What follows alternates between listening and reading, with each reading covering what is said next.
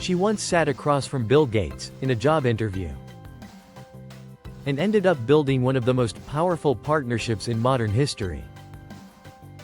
Not just a marriage, an empire. A woman who went from a young coder at Microsoft to one of the most influential philanthropists on the planet, shaping where billions of dollars go to change lives most of us will never meet.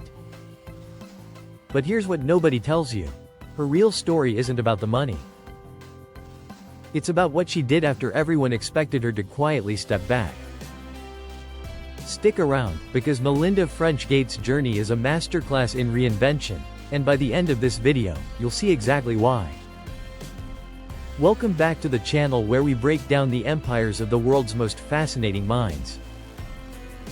Today, we're diving into the story of Melinda French Gates, a computer scientist, a billionaire philanthropist, and one of the most quietly powerful women in the world. This isn't just a biography. It's a blueprint for turning influence into impact. Let's get into it.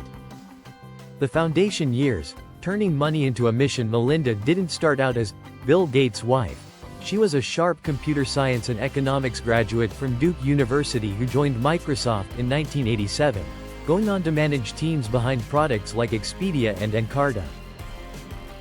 She was already building a career before she ever became part of one of the most famous couples in the world.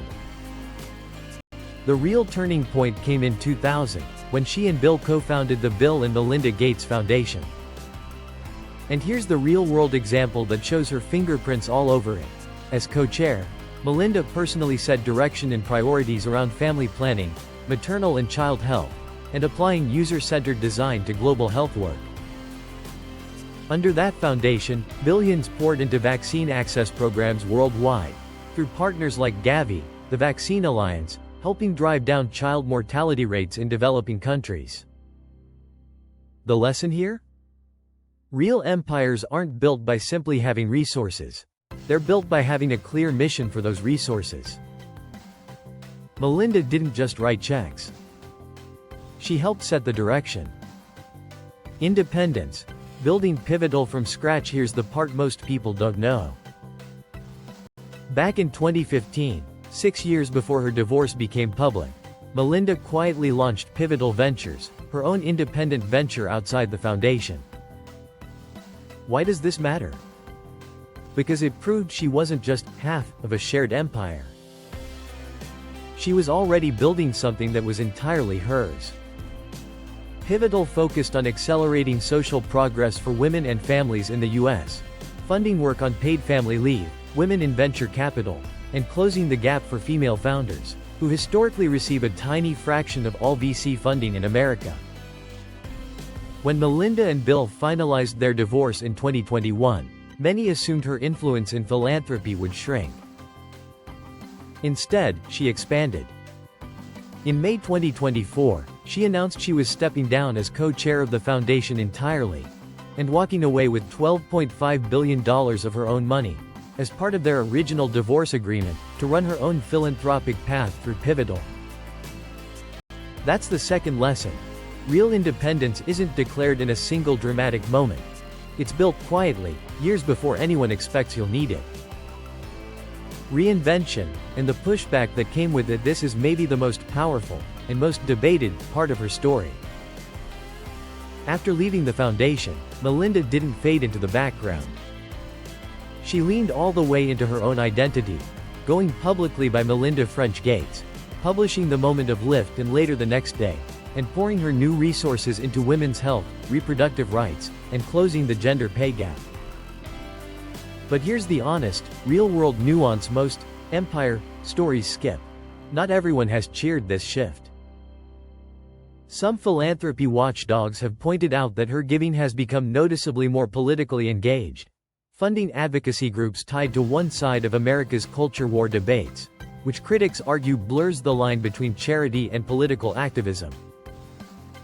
Supporters counter that funding women's health and economic opportunity is exactly the urgent, underfunded work she says philanthropy has ignored for decades.